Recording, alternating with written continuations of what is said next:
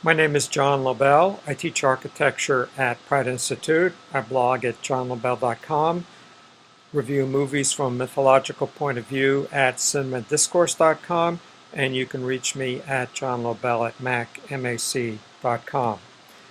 This is a recording of part of a presentation that I participated in at Pratt Institute on Tuesday, September 17th, 2013. It was a discussion regarding the individual in the West between myself and Suzanne Verderber, also of Pratt. My presentation, which follows, is The Individual and Its Enemies. Verderber's presentation was The Medieval Fold, Power, Repression, and the Emergence of the Individual, which was not recorded. And these two presentations, which were about 20 minutes each, were followed by an hour-long discussion, also not recorded. We're talking about the individual in the West.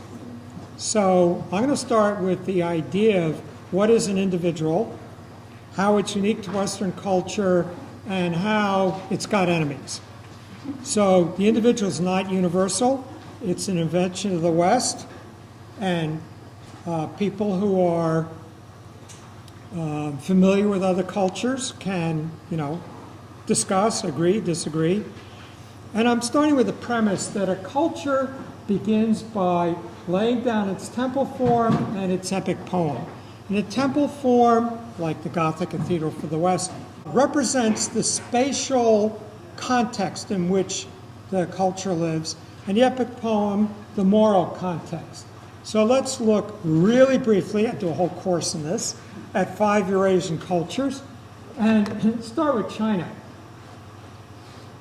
We could take as our epic poem the Tao Te Ching, and the notion of our being in flow with the continuity of nature. We don't want to be emerged out from, separated from nature. And take as our story Journey to the West, which is about Monkey.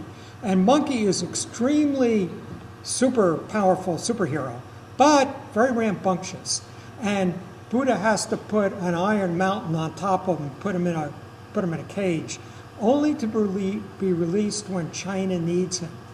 So the individual doesn't act on their own, but at the bequest of the commons. In India, association with the infinite. This is all an illusion. If you want to be living in real reality, that's a transcendent oneness, and there are whole disciplines to achieve that. And in this world, one conforms to one's role. So the story of Arjuna, a warrior, says, I see friends on both sides of this battle. We shouldn't have this fight. I don't need the throne. And his charioteer, who is Krishna, rears up in his horrific state and says, who do you think you are? These men are already dead, as he's grinding them. You do your role. You do your duty. In the Middle East, in the biblical traditions, you have the story of Job, where God allows Satan to abuse Job, and Job then says, I bow down before you. And if you read the story of Job and think about us today being kind of challenging of authority, our response might be, you sicko!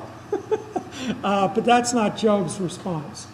In Greece, Prometheus, who's a titan, but we'll take him as a standing in for human beings, brings the gift of not only fire but science to human beings so that they can challenge the gods. Zeus punishes him by chaining him to a rock. Eagle comes every day to eat out his liver. Delegation of gods comes and says, look, Zeus was just in a bad mood that day. All you have to do is apologize. You don't even have to mean it.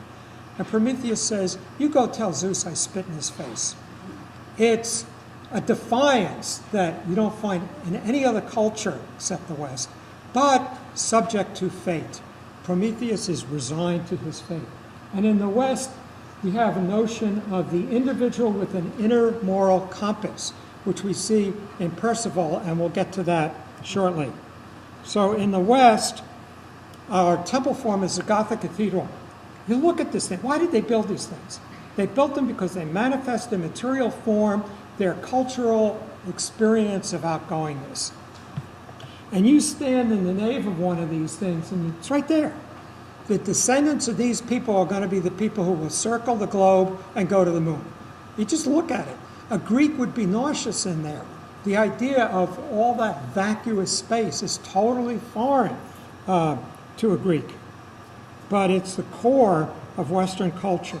And then the moral structure of the culture, there's in one of the stories of what's called the Arthurian romances, those are the stories of King Arthur and the Knights of the Round Table. And the knights are going out on a quest to view the Holy Grail, and they thought it would be a disgrace to go forth in a group. So each entered the forest at a point he himself chose where it was darkest and there was no path or way. If there's a path, it's somebody else's path. So unlike any other culture, we demand that your work in art school be original.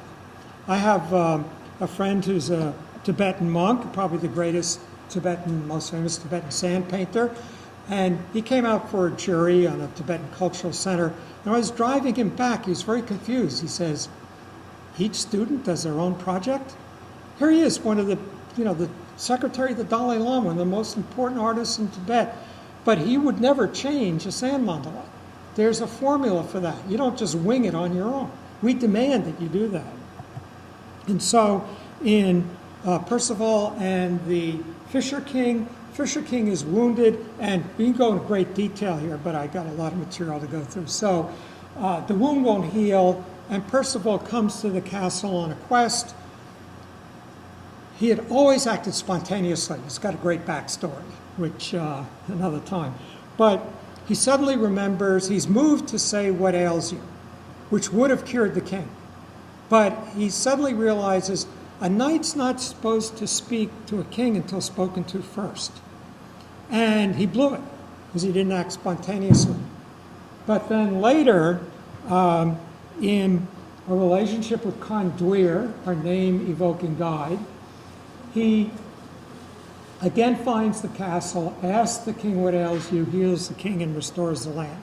So this comes from the spontaneous heart of an individual person. Well, what is this individual? It is both, starting with the Renaissance, body, mind, and soul. Physical, there's a physical body here. And this ties us back to, by being it's imitative of, or within style of Greek art. So Michelangelo is referring back to Greek origins of humanism. And then we add emotional depth to this human being when we get to the Baroque and a Rembrandt self-portrait. Then the sublime, the realization that we can never really fully comprehend the depths of the soul or the wonders, splendors, and even terrors of nature, and then angst in modernism. So we can look at Western art as sort of rounding out this human being. Now, the notion then in the West is the creative and moral center is in each individual. And so America's favorite novel, you say, what's the greatest novel in English? You know, there's three contenders, but this one's the favorite. It's just too difficult to read Moby Dick, although it's just so beautiful to reread The Great Gatsby. But those are the three. And Huck is going down the Mississippi, where he will encounter all the weird characters that make up the American soul. Where else do we see that? I'm going to show you a slide from Stagecoach shortly. All the parts of America are in that Stagecoach. But he realizes he's doing something really terrible. He's been told by the preacher, by his school teachers, by Miss Watson, whose slave he's stealing, by Miss Polly. He's doing this horrible thing, and finally he says, I'm going to do it anyway. And he says, all right then, I'll go to hell. In other words, and then we realize he's doing the right thing, because his inner voice is a more valid moral guide than the rules of society. Now we get to something called the Needham question. We go back to 1400, and China was far in advance of Europe in technology, giant football field size ocean-going vessels, Admiral He set off with 316 giant vessels, each 15 times the tonnage of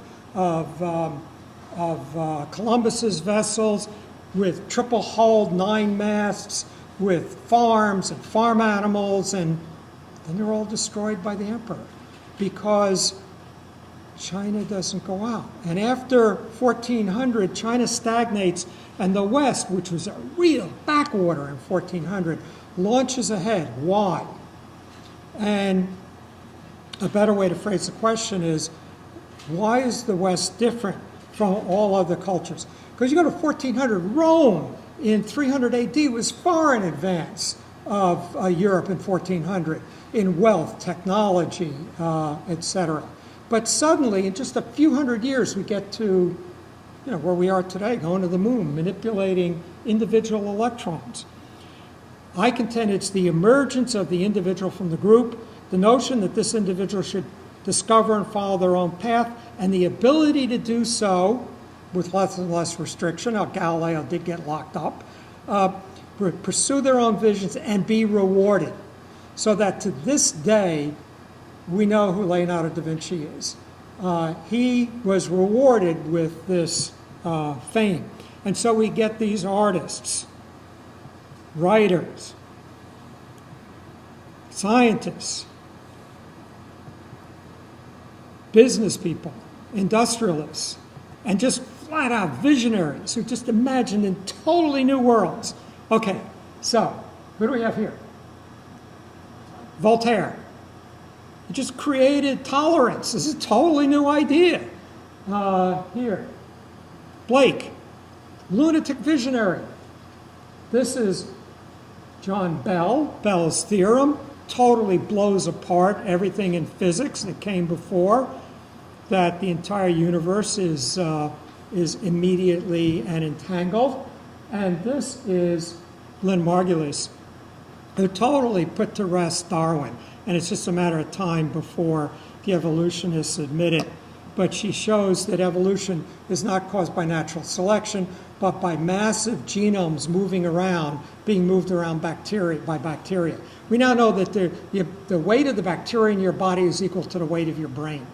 And 90% of the DNA in your body is bacterial DNA.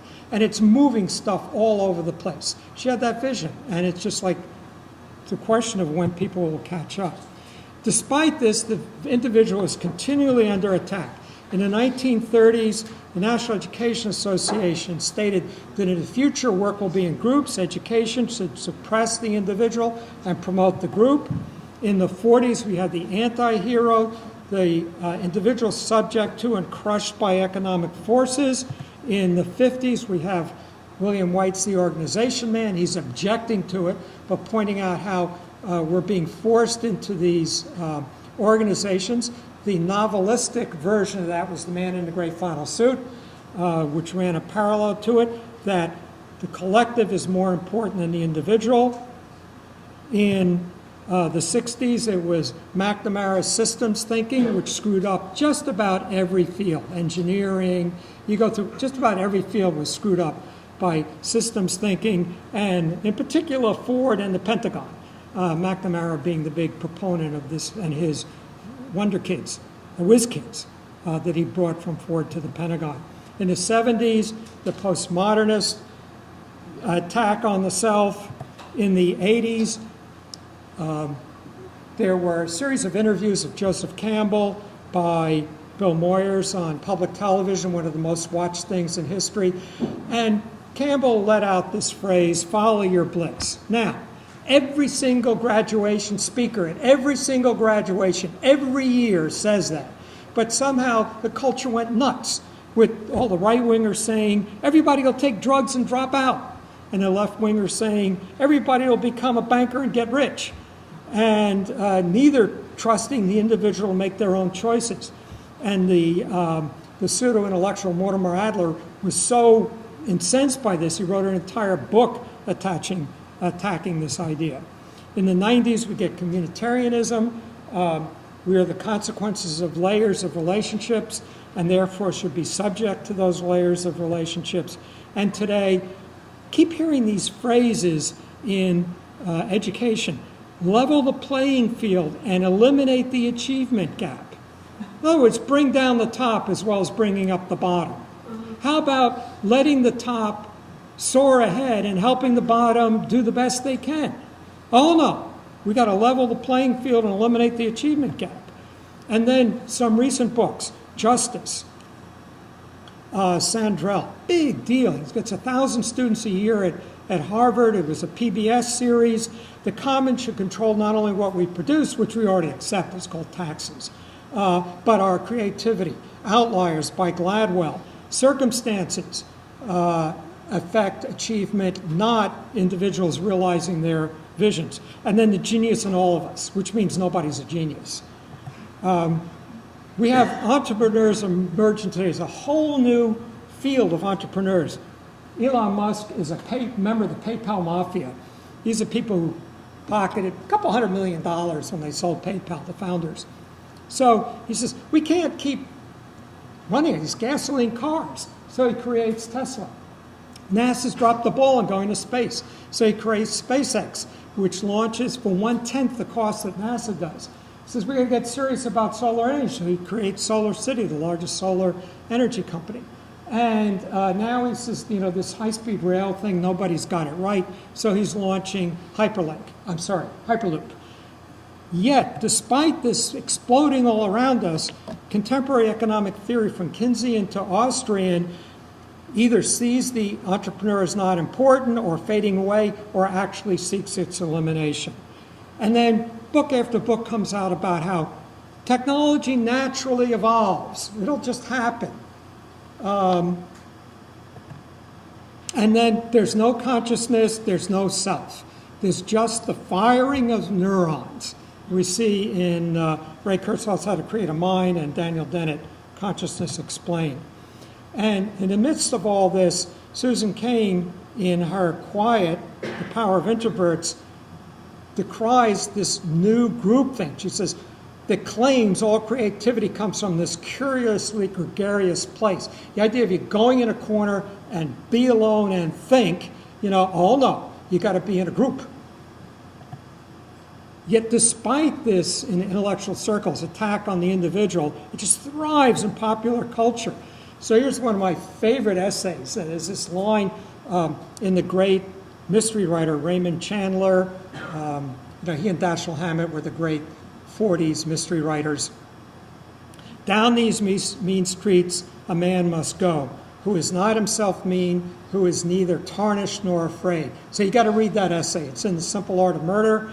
And then 1,000 movies in which the protagonist acts with inner integrity to bring down a corrupt world and for a time set things right. That's Stagecoach with John Wayne. The Maltese Falcon with Humphrey Bogart. Shame with Alan Ladd. Riddick with Vin Diesel. How many people have seen the new Riddick movie? Really great. Matt Damon in The Bourne Identity. Angelina Jolie in Salt. All the Dirty Harry movies. And then it gets really interesting because Clint Eastwood does In the Line of Fire, which is an exact parallel to the Percival myth. So he fails to act spontaneously. He's on the bumper of JFK's car. He doesn't jump to take, he freezes. He doesn't jump to take the second bullet. And so now he's in the wasteland at Secret Service doing counterfeiting. And there's a new threat on the current president. So he's put on a team with a woman who he's a real misogynist. So, it takes a while, but she fixes him. And then he's able to jump and take the bullet and redeem himself. He's wearing a vest. But it's a perfect parallel. And then in Gran Torino, it goes one step further where he's a bodhisattva. And he realizes he can't just be a tough guy going up against the bad guys.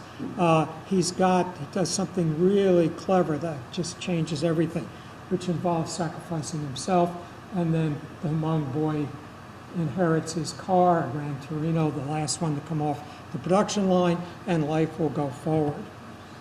But this incredibly fierce attachment to the individual in movies like Gattaca, The Truman Show, and Clockwork Orange.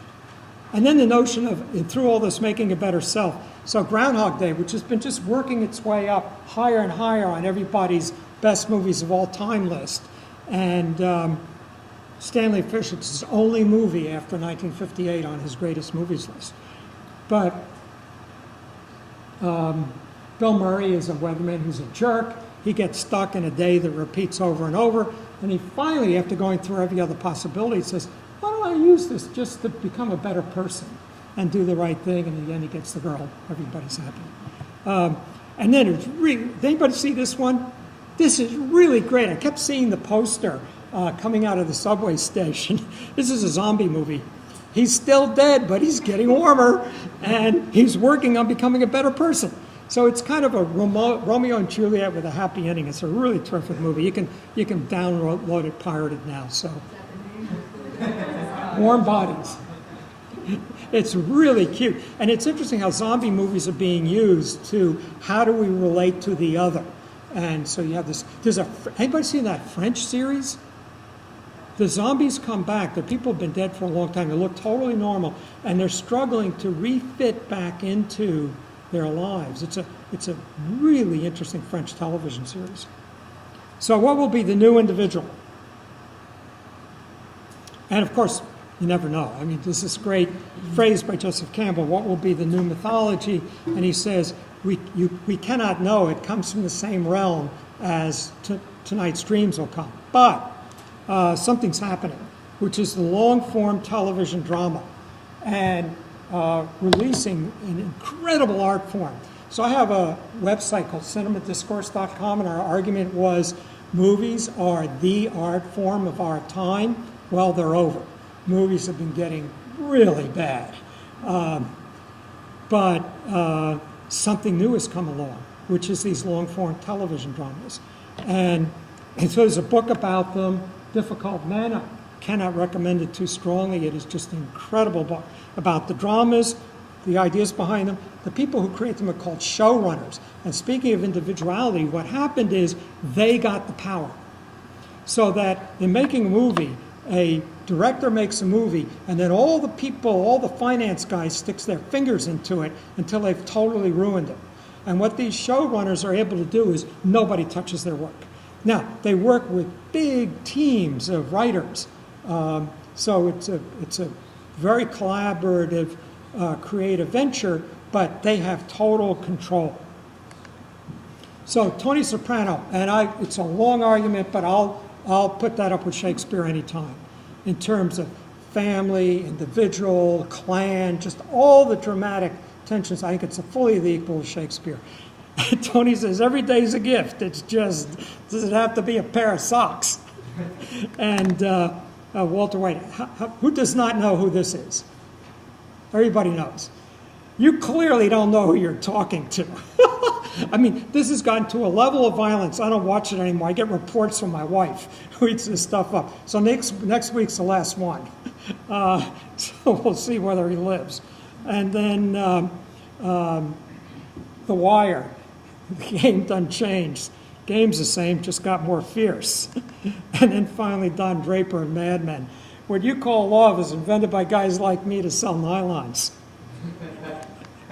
So, in defiance of all the attempts to suppress it, and new individuals emerging with a deeper realism, confronting a moral ambiguity, and a continuing struggle to create a self.